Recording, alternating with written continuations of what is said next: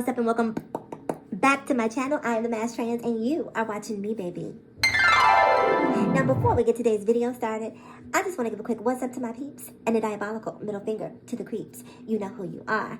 All right, you guys, it's Sunday. It's about 10:30 over here. I've been up for a while. I got some good sleep last night. Ooh, my body needed that, but that is a whole other video. So I'm up, I'm refreshed, I'm here, it's Sunday, I'm ready to preach, I'm ready to teach. So class is open. All right, you guys, so a couple things I want to talk about. I want to touch really quickly on this whole Jerrod Carmichael special that aired last week, or this week, Friday, on HBO. Rothaniel is the name of the sit-down special, if you haven't seen it. So check that out on HBO. So I watched this video, and also check out my previous video where I talk about some of the things that happened to me in my relationship with my mother in terms of her coming to terms with my gender identity. So definitely check out that video. So anyway, I watched that video, and I talked about this in my previous video, but I talked about it later in the video, right? And y'all know this is YouTube, so a lot of people probably watch the first 5 or 10 minutes of a video, don't necessarily make it to the meat. So I wanted to touch on it at the very beginning of this video. So in the special, Jerrod is basically talking about, Jerrod, excuse me, did I call him Jerrod? He is not from Subway. Jerrod is talking about his relationship with his mother and after he's come out, right? Now keep in mind, so his mother does not accept him being openly gay or gay at all. Open, closed, you know, door cracked. She ain't got no time for it. She's not here for it. A lot of mothers are not. So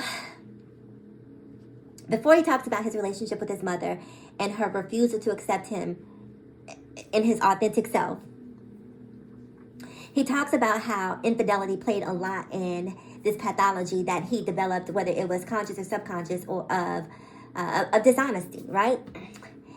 So he tells a story about how his dad was cheating on his mother. You know, he found his dad was at his best friend's house, or his best friend's aunt's house, and the dad had 4 kids out of wedlock, and he was essentially the impetus for his father to disclose that information to his mother, because his mother would never have known had Jerrod not pushed his father to say, look, you need to tell my mom, because if you don't, guess who will? So they concoct this whole plan to tell Jerrod's mother that the dad has not only been cheating, but has also had 4 kids out of wedlock, right? So to cut to the chase, the dad tells the mother has a momentary breakdown, but wakes up the following morning and cooks this man breakfast. This man who has been cheating on her, this man who has been an infidel, who has had, 4 kids. Not 1, not 2. I mean, this man has, had damn near a quarter of a baker's dozen worth of kids on this woman. And she wakes up the next morning and cooks this man breakfast. I said this in my next video. Couldn't be me. Because if I would have woke up the morning after you told me some stuff like that and made you breakfast, if I would have made you toast, you might not want to eat it. You may want to skip on down to Denny's, IHOP, Waffle House, whatever your preference is. You might want to run on down the road and get you something there, because if I cooked it for you, it may not be in the best interest for you to eat it, okay? 4 kids, and I'm going to cook you breakfast? I'm waking up to cook you breakfast? That's a different kind of love, or a different kind of denial, because I don't even know if it's love at that point. I don't know if it's love of herself, or fear of what life would look like without this facade that she's been living. Because I can't believe that a man has had 4 kids and has been this serial cheater, and she didn't have an inkling. My hunch is that she knew, and the reason she was able to get over it so quickly is because she had already known and had already begun to prepare herself emotionally for this torrent of emotion that was coming her way once this information was divulged to her. That's how I feel. If you got a problem with it, that's on you. Now, here's the thing that really gets me. This is what gets me. As a member of the LGBTQIAP+ community, I know it's a mouthful, I always find it so interesting, right, that the mom was able to forgive the husband like that. But when Jerrod came to her and told her that he was gay, she said that her relationship with God was too strong and she couldn't look past it. Can somebody make that make sense for me? Anybody? because I really try to be a person who sees things from multiple perspectives, right? I try not to be laser focused in my opinion that I'm unable to see other perspectives. But here's the first problem that I have with this. Jerrod being gay is not a problem. That's who he is. If you believe in God, then you need to believe in God enough to understand that that's how God created him. That's how he was created. He didn't wake up one day and just decide, oh, I want to piss off my mother, alienate my friends, risk my career, all of this because, I'm a risk taker. I want to live life on the edge. That doesn't make any sense. He's not going to have the same career after coming out as he did before he came out. The reality is there are a lot of homophobic people, even in entertainment, which is extremely liberal. There are still very homophobic, transphobic people who are uncomfortable, entertainers, rappers, what have you, people who will be uncomfortable attending an event because he is now, quote unquote, an openly gay artist. His career is not going to be the same. It's not. It might be better. I don't know. But I know when Lil Nas X came out with Old Town Road, people were bumping that song. Straight people were bumping that song. Straight men were bumping that song. If you go to a club right now, a predominantly straight club, and Old Town Road came on, whereas pre-coming out, everyone would be on the floor, doing their thing, you will see straight men who feel uncomfortable dancing to the song because Lil Nas X is openly gay, and somehow dancing to or enjoying one of his songs, doing a little 1-2 to a Lil Nas X song, makes them gay adjacent. Or putting a stamp of approval on his gayness, and not just really appreciating the song as the song is. So it doesn't make any sense for Jerrod to come out, So the point that I'm trying to make is that Jerrod stepping into the fullness of who he is and being willing to risk all of this should tell anyone who has any doubts, any concerns, what have you, that this is innately who this man is. This is how he was created.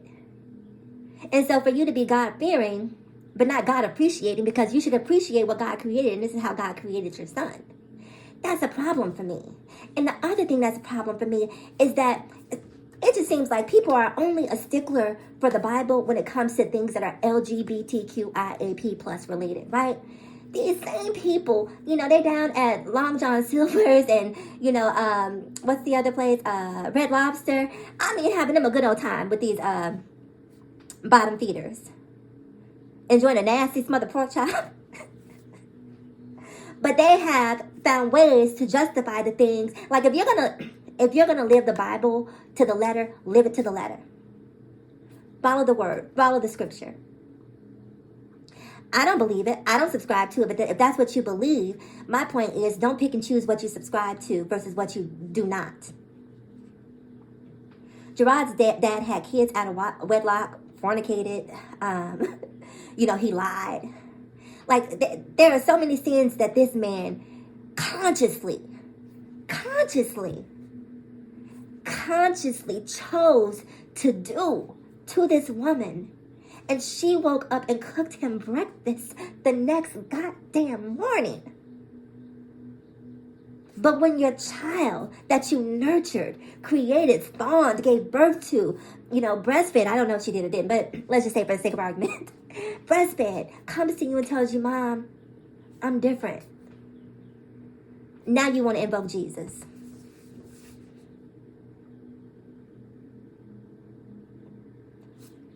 Where was Jesus when your husband was doing what he was doing?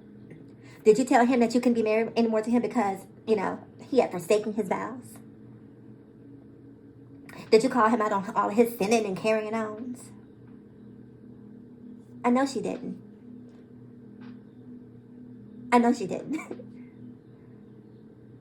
Let me tell you something. He's probably going to have a fifth child. If there isn't already a fifth child, because a leopard does not change its spots. And the one thing I know is that when you forgive someone that quickly, without having therapy, without having, gone through something, when you're up making breakfast the next morning for a person who's essentially lied and misled you for, countless years, that's like zero impact. Why would he stop doing what he's been doing if the penalty is getting breakfast the next morning? Oh, cheating never felt so good. So, I don't know, it doesn't seem fair. It doesn't seem fair when you watch this special and you see the amount of hurt that he's in, the amount of torment that he's in as a result of this fractured relationship with his mother. It doesn't seem fair that she was so quick to give, a pass to his father, but not give the same grace to her son.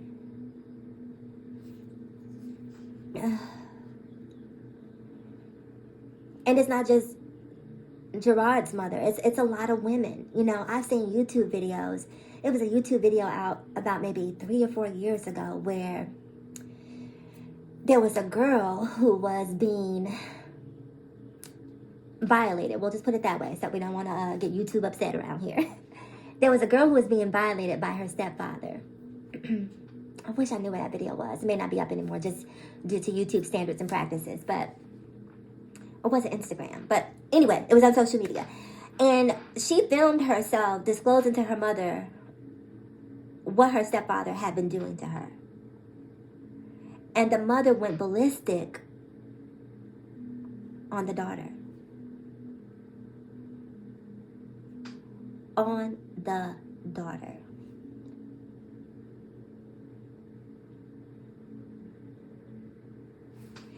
I don't get it, right? And let me be honest with you guys. I'm biased, right? I judge mothers harsher than I judge fathers. I have a double standard there. Is it fair? Probably not. But I do. Now, my eyes are open enough to recognize that there is a double standard just because a mother's love is a different type of love. It is a different type of love. And so, when I see instances of mothers who would put religion above love,